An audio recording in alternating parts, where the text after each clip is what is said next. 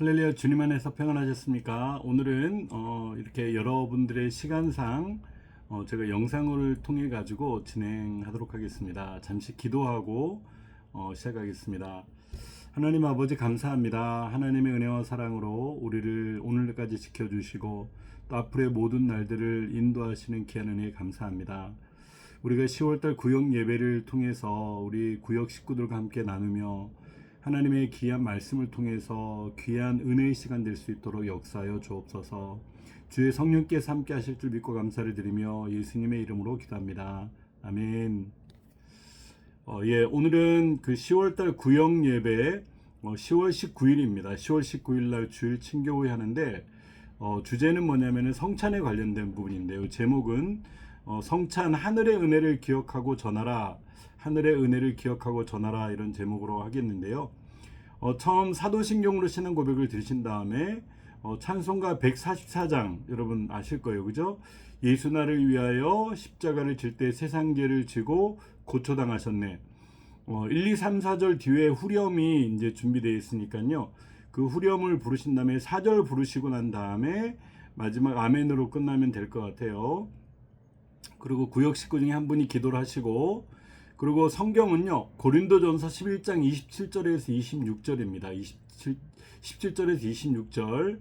그래서 이걸 읽을 때 교독하시면 됩니다. 그래서 구역장님 한 구절 읽으시고 또 구역 식구 한 구절 읽으시고 해가지고 교독하시면 되고요. 제가 먼저 한번 읽어보면은요, 고린도전서 11장 17절에서 26절. 너희가 모여서 하는 일이 유익이 못되고 도리어 해로움이라. 먼저 너희가 교회에 있을 때에 너희 중에 분쟁이 있다함을 듣고 어느 정도 믿거니와 너희 중에 파당이 있어야 너희 중에 옳다 인정함을 받은 자들이 나타나게 되리라. 그런즉 너희가 함께 모여서 주의 만찬을 먹을 수 없으니 이는 먹을 때에 각각 자기의 만찬을 먼저 갖다 먹으므로 어떤 사람은 시장하고 어떤 사람은 취함이라. 너희가 먹고 마실 집이 없느냐? 너희가 하나님의 교회를 없이 여기고 빈궁한 자들을 부끄럽게 하느냐? 내가 너에게 무슨 말을 하랴? 이것으로 너에게 칭찬하랴? 이것으로 칭찬하지 않노라. 내가 너에게 전한 것을 주께 받은 것이니 곧 주 예수께서 잡히시던 밤에 떡을 가지사 축사하시고 떼어 이르시되 이것은 너희를 위하는 내 몸이니 이것을 행하여 나를 기념하라 하시고 식후에 떤 이와 같이 잔을 가지시고 이르시되 이 잔은 내 피로 세운 새 언약이니 이것을 행하여 마실 때마다 나를 기념하라 하셨으니 너희가 이 떡을 먹으며 이 잔을 마실 때마다 주의 죽으심을 오실 때까지 전하는 것이니라. 아멘. 이 말씀을 이렇게 봉독한 다음에 이렇게 또 아까 시작할 때는 이렇게 오프닝을 통해 가지고 한 주간 어떻게 지내셨는가 한번 안부도 물어보시고 진행하시면 좋을 것 같습니다. 그래서 먼저 그 첫 번째는 성찬의 문제를 바라본 바울의 경고가 17절에서 22절까지 나옵니다. 그러면은 누가 한 명을 지정하셔 가지고 17절에서 22절까지 읽으시고 난 다음에요. 고린도 교회는 성찬 후에 나누는 애찬이 사랑의 교제가 아니라 분열, 차별의 도구가 되어버렸습니다. 바울은 너희 중에 분쟁이 있다함을 듣고 18절이라고 말하고 있는데요. 성찬의 자리가 세상의 가치가 들어온 곳이 되었음을 지적했습니다. 이렇게 얘기를 하는 거예요. 제가 이번에는 좀 이렇게 짧게 요약을 해놨는데 결국 성찬을 드리기 전에 문제가 생겼어요. 초대교회, 그죠? 근데 여기서 문제를 통해 가지고 여러분들이 미리 이렇게 말씀해 주셔야 되는데, 그 문제는 뭐냐면은 교회 내 그 분쟁이 생겼는 이유가 뭐냐면은 분파가 있었습니다. 그래서 성찬식에 그 분파가 갈려져 가지고 모두가 참여하는 성찬이 아니었던 거죠, 그죠? 일부 부유한 자들이 자기들끼리 먼저 성찬을 독점하고 가난한 자들을 소외시킨 그 문제가 발생합니다. 그 결과 가난한 자들은 성찬에 참여하지 못하고 이것은 하나님의 교회를 업신여기고 빈곤한 자들을 부끄럽게 만드는 일이 발생했던 것입니다. 그래가지고 가난한 자들도 일어나고, 그를 통해서 성찬이 하나님의 거룩함이 있어야 되는데 성찬을 할 때 분쟁이 발생했다고 하는 겁니다. 다른 것으로 부연 설명하면 성찬을 먹을 때 각각 자기 만찬을 먼저 먹었다고 얘기를 해요, 성경에는요. 그러니까 성찬을 하기 전에 거룩한 성찬식을 해야 되는데 자기들이 가지고 온 도시락이나 음식 같은 거를 맛있게 먼저 먹고, 그리고 그런 사람들이 막 나타나고 하니까 공동체적인 의식이 아니고 개인주의 어떤 분열적인 양상을 드러내니까 이 사랑으로 하나가 되는 성찬의 참뜻이 이루어지지 않은 과정을 통해서 문제가 발생했던 것입니다. 그래서 사도 바울은 그래서 너희 자신을 먼저 살펴봐라.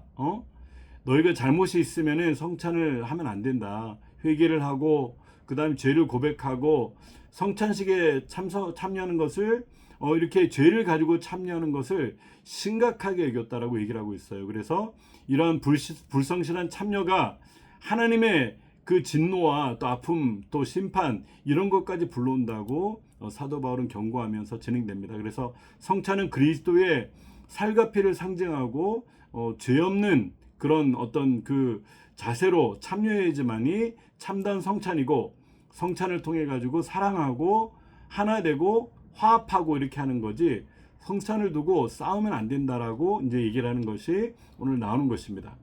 그럼 먼저 나눔 질문을 한번 먼저 보면은요, 성찬을 받을 때 떡과 잔이 나에게 어떤 의미로 다가왔나요? 그 순간 나는 주님의 어떤 마음을 느꼈나요? 이렇게 얘기를 하는 거예요. 여러분, 성찬할 때 여러분 어떤 마음으로 성찬하고 계십니까? 떡과 잔을 받을 때 나에게는 어떤 의미로 다가왔는가요?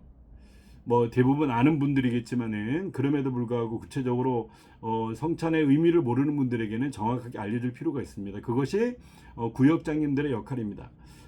바로 어떤 마음을 느끼게 됐냐면, 성찬을 받을 때 저는요, 떡과 잔은 단순한 음료가 아니고 매우 깊은 그 예수 그리스도의 몸을 상징하고 예수 그리스도의 십자가를 내신 그 피를 상징하면서 이 성찬을 통해 가지고 예수님의 희생과 사랑을 통해 가지고 나도 주와 하나 되고 그 다음 나도 그 사랑과 희생으로 무장하겠다고 하는 그런 각오가 담겨 있는 것이 성찬이거든요. 그래서 성찬은 함부로 대하면 안 되는 거고요. 그리고 진실한 믿음으로 되어야 되고 진실한 감사로 되어야 되고 나를 위해서 희생당하신 주님을 생각하면서 우리가 진짜 눈물로서 되어야 되는 것이 성찬의 의미인 것입니다. 그럼 두 번째 문제를 보면은요, 성찬의 진정한 의미, 나를 기념하라, 이렇게 성경에서 얘기를 하고 있습니다. 23절에서 25절까지를 통해서 말씀하고 있는데, 여기서는 예수님은 잡히시던 밤에 떡을 떼시며 이것은 너희를 위하는 내 몸이니 이것을 행하여 나를 기념하라 하셨습니다. 또 25절, 또한 잔을 드시며 이 잔은 내 피로 세운 새 언약이니 이것을 행하여 마실 때마다 나를 기념하라 하셨습니다. 여기서 기념하라라는 뜻은 단순한 추억이 아니고 현재 속의 하나님의 구원을 새롭게 경험하는 것을 얘기를 하고 있는데, 과거의 사건을 되새김 뿐만이 아니고 지금 여기서 다시 누리는 구원의 은혜를 얘기를 하고 있는 거예요. 그죠? 그래서 성찬식은 주님께서 십자가에 달리시고 희생당하신 것만 기념하는 것이 아니고 지금 여기서 나의 구원을 다시 누리는 것을 가지고 성찬이라고 얘기를 하는 것입니다. 그죠? 예수님께서 이런 잡히시던 밤을 통해서 기념하라고 하는 것은 예수님이 사용하신 기념하라고 하는 것은 단지 이렇게 기억하고 추억하는 것만 얘기를 하는 것이 아니고 은혜의 사건을 다시 현재 속에서 살아내는 것. 그죠? 기념하라는 것은 살아내는 것. 예수님이 하신 것처럼 너희도 그렇게 살아내라. 예전에 예수님이 그렇게 하셨지라고 회상으로 과거 회상 완료로 끝나는 것이 아니고 나도 지금 예수님처럼 이런 은혜로 살아야 되겠다라고 하는 것이 이어지는 것이 바로 성찬의 기념을 얘기를 하고 있습니다. 그래서 문제를 통해 가지고 보면은요,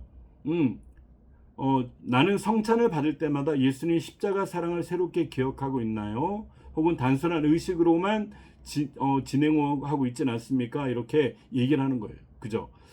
그렇다면은 우리 성찬이라고 하는 것은요, 주님께서 세운 새 피의 새 언약이라고 얘기를 하고 있습니다. 그래서 성찬식을 할 때마다 그냥 진지한 모습으로 나아가야 될 것이라고 얘기를 하는 거예요. 그죠?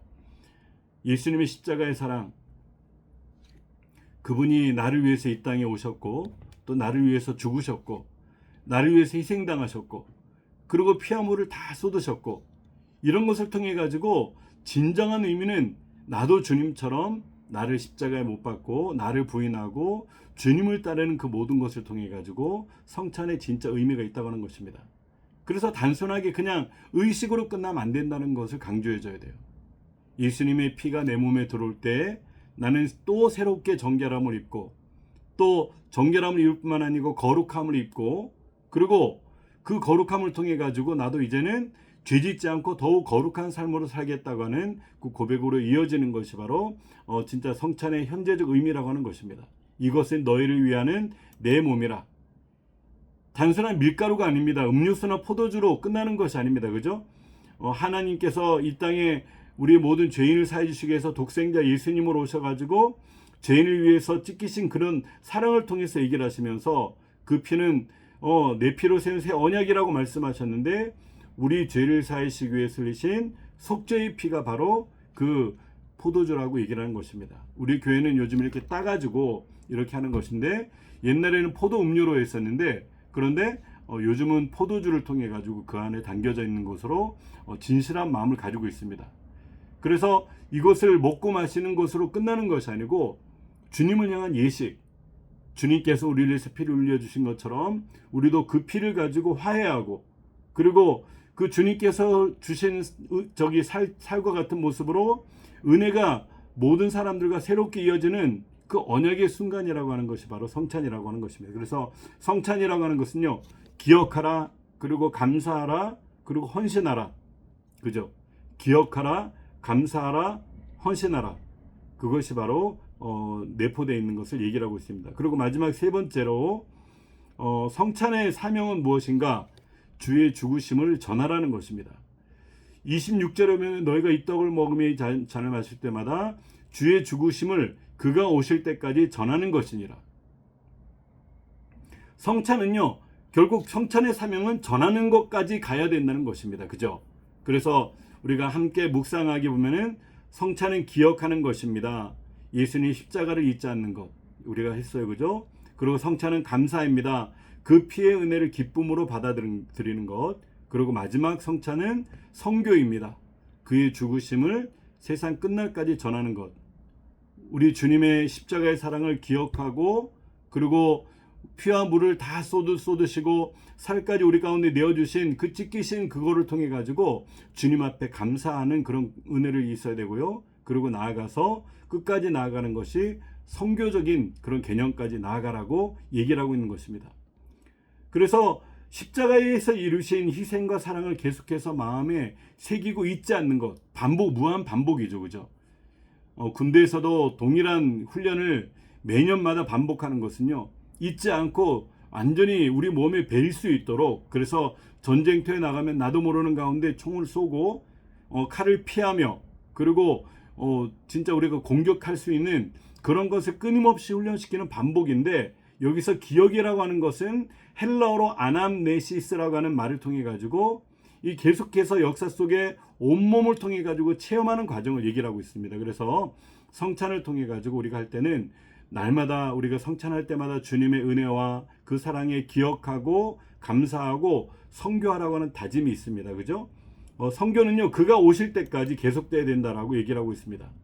그래서 초대교회 교인들은요, 이 성찬을 하면서 항상 끝까지 기억해 가지고 모든 곳에서 예배를 드린 다음에 성찬을 떼면서 복음을 증거하고 성교를 위해서 땅 끝까지 나아가서 성교했기 때문에 저와 여러분들에게 구원을 받은 하나님의 역사가 나타났던 것입니다. 그렇다 마지막 질문 세 번째 보면은요, 성찬의 의미를 다시 생각해 볼 때 나는 주님이 주신 사랑과 사명을 어떻게 실천할 수 있을까요? 가정, 직장, 교회, 이웃 속에서 구체적으로 생각해 봅시다. 이렇게 얘기를 하고 있어요. 그죠? 내가 성찬의 의미, 그죠? 아까 뭐라고 얘기를 세 가지, 주님을 기억하고 감사하고 성교하는 것. 그렇다면 세 번째 질문을 통해서 사명을 어떻게 실천할 수 있을까요? 가정에서 우리 믿지 않는 자녀들을 통해 가지고 또 가족을 통해 가지고 복음을 전하는 그런 성교의 장이 되어야 되고요. 직장에서도 마찬가지로 직장에서도 믿지 않는 사람들에게 다가가서 주의 사랑으로 성교할 수 있는 것.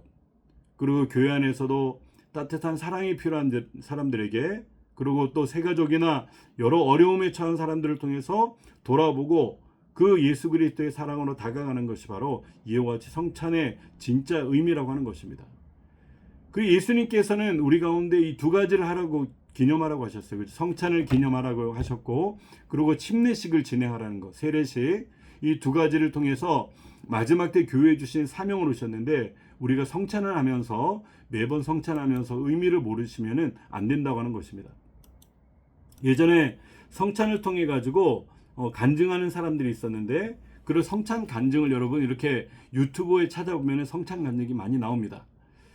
그 사람들은 옛날에 성찬하기 전에는 내가 참 이렇게 의미를 모를 때는 그냥 행위적으로 그냥 인위적으로 그렇게 매너리즘에 잡혀가지고 당연히 하는 것이니까 하겠다라고 생각했는데 그 성찬을 통해서 주님의 살과 주님의 피를 대하는 참된 사랑이 그곳에 있다는 것을 그가 깨달은 다음부터는 이제 그 모든 것을 회개하고 진짜 성찬을 통해 가지고 삶을 새롭게 살았다고 하는 간증들이 많이 있습니다. 그래서 그런 간증이 혹시 구역장님들에게도 있으면은 그걸 통해 나눠주시고 그렇게 해주시길 바라면 되겠습니다.